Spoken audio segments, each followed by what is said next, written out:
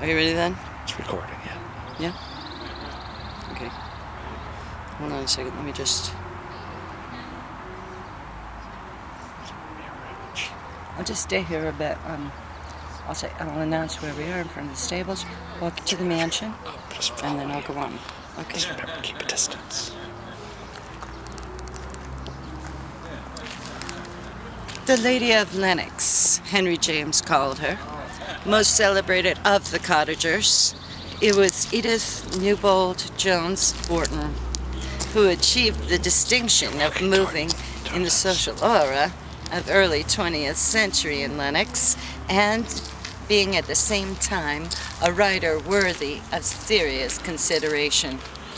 Edith Wharton's sojourn in the Berkshires lasted only about 10 years. She lived in Lenox from June to December of each year, from 1901 to 1911. Her coming to the country is explained by her increasing sense of frustration at the social round in Newport, a rigorous demand on her social graces which left her little time for creative work. Her marriage to Boston banker Edward J. Wharton was a marriage in name only. She had become disillusioned with him, and as his nervous illness heightened, she found it more and more difficult to endure his invalidism. She longed for the quiet of the country, away from watering place trivialities. She came to the Berkshire, was enchanted with what she saw, bought land close to Laurel Lake, and built the Mount. If I could have made the change sooner, she writes, in a backward glance, I dare say I should never have given thought to the literary delights of Paris or London, for life in the country was the only state which has always completely satisfied me, and I have never been able to gratify it, even for a few weeks at a time.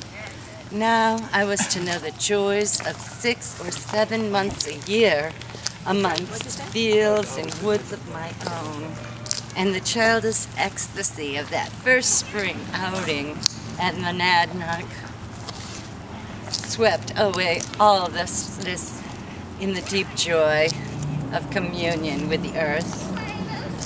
On a slope overlooking the dark waters and densely wooded shores of Laurel Lake, we built a spacious and dignified home to which we gave the name of my great-grandfather's place, the Mount. There was a big kitchen table with a great pergola, a little farm and a flower garden outspread below the wide terrace overlooking the lake. There for over 10 years, I wrote contentedly, and should doubtless have ended my days there if not a grave change in my husband's health made the burden of property too heavy. But meantime, the Mount was to give me country cares and joys, long happy rides and drives through the wooded lanes of that loveliest of regions, the companionship of a few dear friends, and the freedom from trivial obligations, which was necessary if I was to go on with my writing. The Mount was my first real home, and though it is nearly 20 years since last I saw it, for I was too happy there ever to want to revisit it as a stranger, its blessed influence still lives in me. Edith Wharton was a strange mixture of qualities, both as a person and as a writer.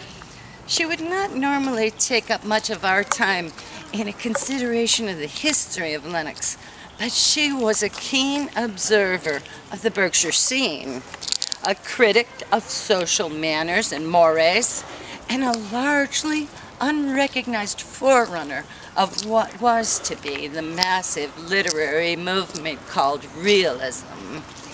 Many superficial critics today dismiss Edith Wharton as a social novelist who wrote about the precious world in which she moved, a world which concentrated primarily on the right folks, the distress intended upon a refused invitation, the decoration of houses,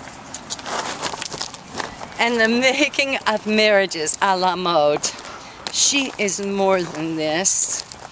Her two novels of the Berkshire scene were Ethan Frome and Summer. The former, probably her best known book at present, and the latter her least known.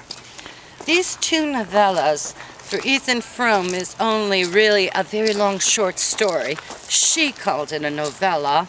Deal with a side of life which we would think foreign to the knowledge of this cosmopolitan lady. At home in the salons of France, the country homes of England, and the summer villas of Newport, Ethan Frome is a wintry novel. Even the name of its principal character has a harsh New England grimness to it. If we know Edith Wharton as the writer of The House of Mirth, The Custom of the Country, and The Age of Innocence, it comes as a distinct shock to read of the world in which she portrays in the book Ethan Frome, a book of hardship, deprivation, poverty, bleakness, almost beyond bearing. It has been a literary exercise since the appearance of the book in 1911 to try to solve the puzzle of how Mrs. Wharton, secure in her motor car, in her vastness of her Lenox estate, she could have known this other world. One probably apocryphal story is that she stopped one day at a time-bitten storehouse for eggs, and the barren interior glimpsed, hardly relieved by the curt demeanor of the inhabitants, generated the creative impulse which resulted in the creation of Edith Frome.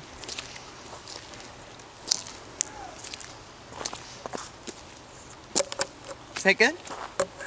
That was pretty good.